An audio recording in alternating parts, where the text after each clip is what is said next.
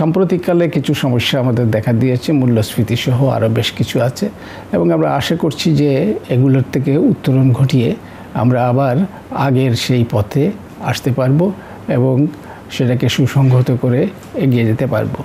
কিন্তু এই অগ্রগতি সবার কাছে পৌঁছেনি। কিছু গোষ্ঠী আছে যারা বঞ্চিত রয়ে গেছে, তার মধ্যে প্রতিবন্ধী আছে, প্রত্যন্ত অঞ্চলে যারা বাস করে, হাওরবাসী আছে, পাহাড়ি দরিদ্র মানুষ আছে, চরাঞ্চলের মানুষ আছে, এই বেদে আছে। তো এই ধরনের যে গোষ্ঠীগুলা হিজড়া আছে, এই গোষ্ঠীগুলো পিছিয়ে আছে, তাদের দিকে বিশেষ করে নজর দিতে হবে। তাহলেই আমাদের মুক্তিযুদ্ধের চেতনা একটা সাম্যভিত্তিক সমাজ প্রতিষ্ঠিত হওয়ার পথে আমরা এগোতে পারবো। বঙ্গবন্ধু বলেছিলেন, দুঃখী মানুষের মুখে হাসি ফোটাতে হবে।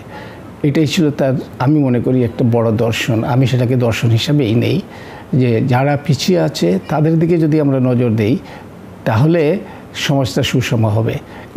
ধনী যারা আছে তাদের দিকে নজর দিয়ে কোনো লাভ নাই, তারা তাদের নিজেরটা তো নেবেই, অন্যেরটাও নিতে পারবে। আরও কিছু কিছু গোষ্ঠী আছে, সেগুলোর দিকেও বিশেষ করে নজর দেওয়া দরকার পড়ে আমি মনে করি।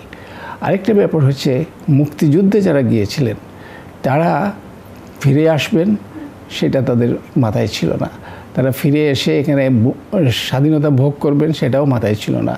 তারা কিছু পাওয়ার আশায় যাননি, তারা গিয়েছিলেন এই দেশকে স্বাধীন করতে, বাঙালিকে স্বাধীন করতে। সেই কখন ফিরে আসবেন কি না, মরবেন কি বেঁচে থাকবেন, কোনো চিন্তা কারো মাথায় ছিল না। একমাত্র চিন্তা ছিল দেশকে স্বাধীন করতে হবে। কাজেই তাদের প্রতি কটাক্ষ করে যদি কেউ কথা বলে, আমি মনে করি তারা নিজেদের অস্তিত্বকেই অস্বীকার করছে, তাদের এই দেশের নাগরিকত্বকেও অস্বীকার করছে, এই দেশের যে ভিত্তিমূল সেই ভিত্তিমূলকে অস্বীকার করছে। কাজেই আমি আশা করব এই কথাগুলো মুক্তিযোদ্ধাদেরকে কেউ যেন অপমান করে বা অসম্মান করে কথা না বলেন। আমি সবাইকে বিশেষভাবে এই অনুরোধটা করব। আর যারা জানেন না, তরুণ প্রজন্ম ইতিহাস, আমি তাদেরকে বলবো তারা যেন নিজেদের শেকড়ের ইতিহাস যেন তারা জানার চেষ্টা করেন। আর যাদের জানানোর দায়িত্ব তাদেরকেও বলবো তারাও যেন জানানোর দিকে বিশেষভাবে নজর দেন।